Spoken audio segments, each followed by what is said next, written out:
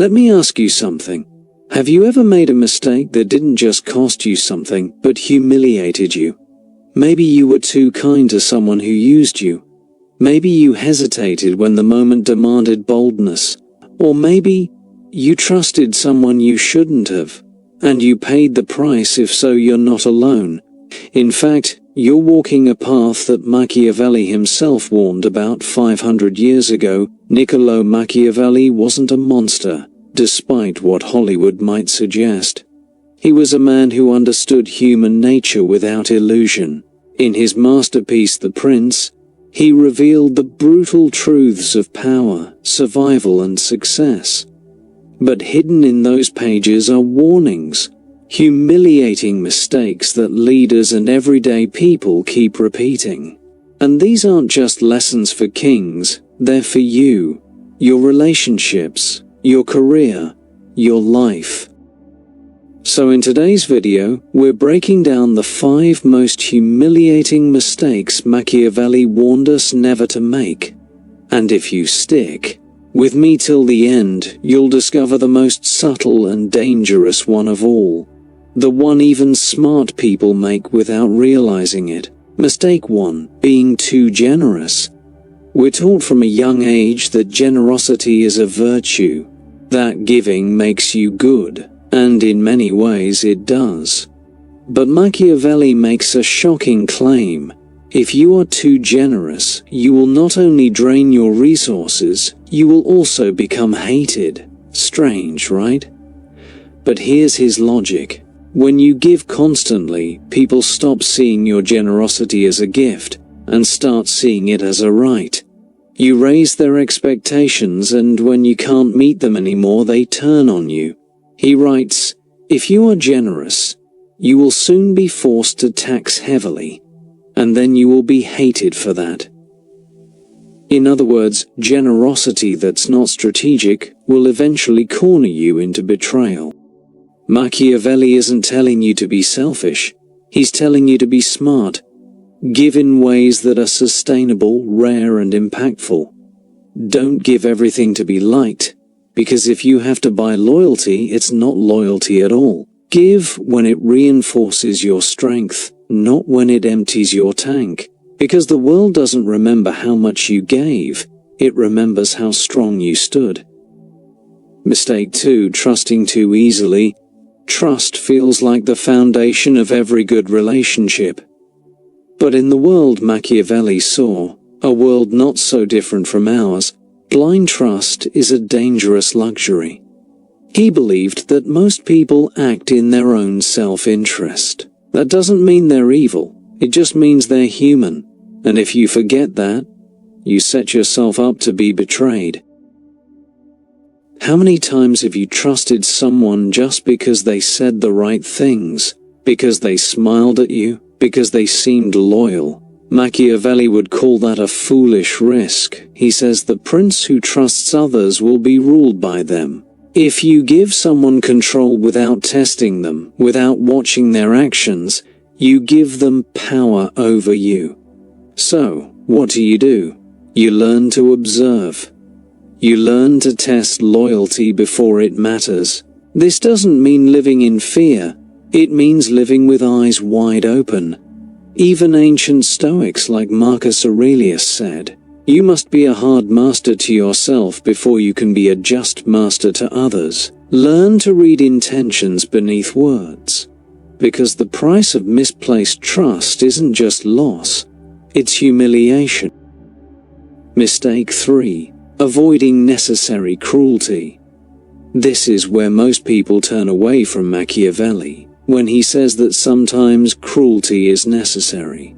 But let's look deeper. He's not saying be evil.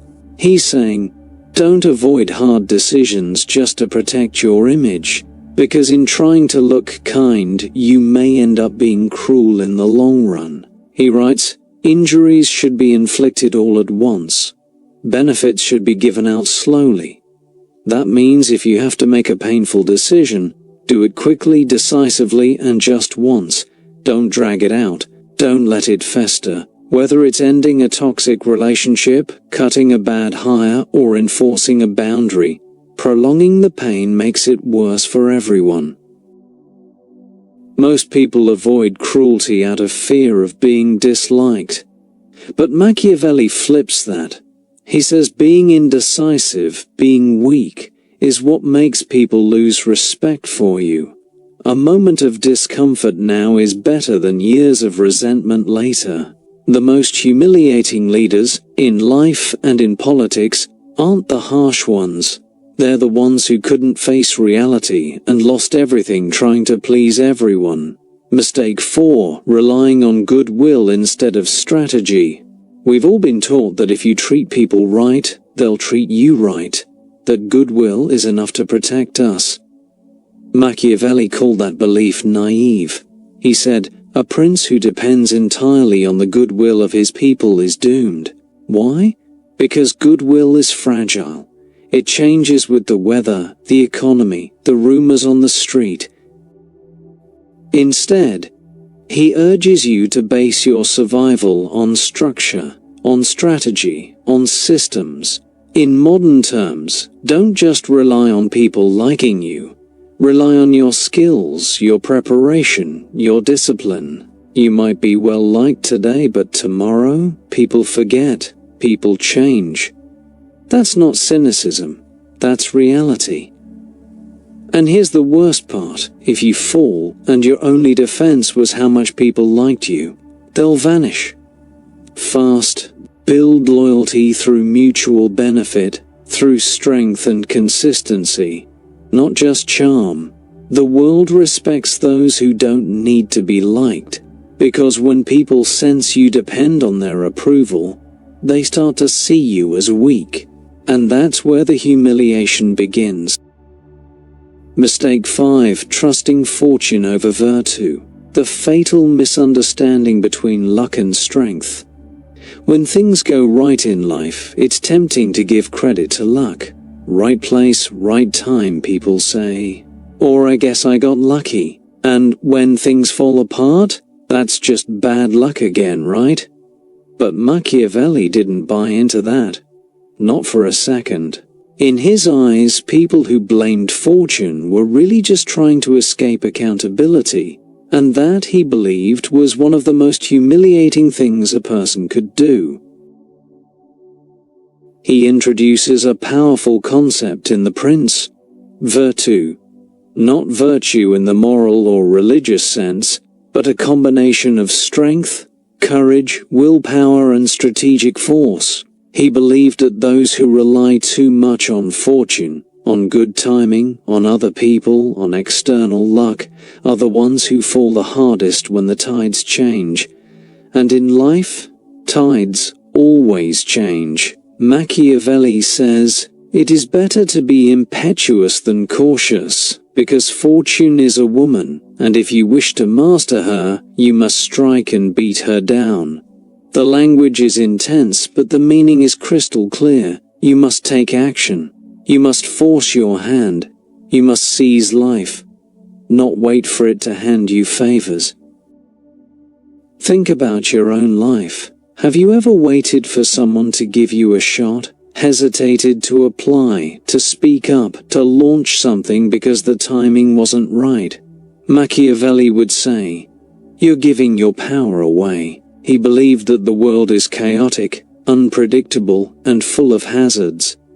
But the person who masters their virtue, who cultivates skill, boldness, and strategic thinking, becomes unstoppable. Because they don't wait for luck, they create their moment. They bend fortune to their will. And when others collapse under bad luck, the person of virtue survives, because they were never depending on it to begin with. Final warning: the most dangerous mistake, not knowing yourself. Now here's the final, most hidden, and most devastating mistake of all: not truly knowing who you are. You can avoid all the earlier mistakes. Be smart about generosity, cautious with trust, decisive when needed, independent of approval, and bold in action. But if you don't know yourself, if you don't understand your own desires, your fears, your ego, your limits, then you're still vulnerable. Because someone else will use your blind spots against you, and when that happens, when you're exposed by something you didn't even realize was in you, that's the kind of humiliation that stings the longest. Machiavelli didn't say this directly in The Prince, but it's the unspoken thread that runs through all of his teachings. Every prince who fell did so because he misjudged his own nature, or failed to adapt when the world changed. And if you think that only applies to medieval rulers, think again. We all play the role of prince in our own lives. You rule over your decisions, your habits, your goals. But if you don't study yourself, if you don't confront your own tendencies, then you're not really in control. You're just reacting. You're just guessing. The ancient Greek philosophers had a saying carved into the temple of Apollo at Delphi: "Know thyself." It wasn't a suggestion. It was a command. Because the person who knows themselves, who sees clearly their strengths and flaws, is almost impossible to manipulate, almost impossible to deceive, and utterly unstoppable when it comes to building something lasting. In the end, it's not about playing the game better. It's about knowing why you're playing at all. Conclusion: from passive pawn to strategic player. So let's bring it all together. Machiavelli never asked us to be cruel for the sake of cruelty. He never wanted us to live without emotion or compassion. What he asked was something far harder: to be honest with ourselves and with the world around us. To stop pretending that being nice is enough. To stop waiting for others to save us. To stop making decisions that feel good now but leave us powerless later. You've learned today that too much generosity weakens you, that blind trust exposes you, that indecision invites humiliation, that public goodwill is fleeting, that fortune is unpredictable, and that the only way to navigate this world is through clarity, discipline, and boldness. But the most important lesson: self-awareness is the ultimate protection. You can't control every outcome, but you can control your mindset, your reactions, your habits, and your strategy. And when you do, you don't just avoid humiliation, you build power. So ask yourself, are you living with virtue? Or are you living on luck? If this video gave you something to think about, share it with someone who needs to hear it. If you're tired of surface-level advice and ready to master power, influence, and self-discipline, subscribe, because on this channel we don't just learn from history, we learn how to use it. Thank you for watching. Stay sharp, stay strategic, and above all, stay sovereign.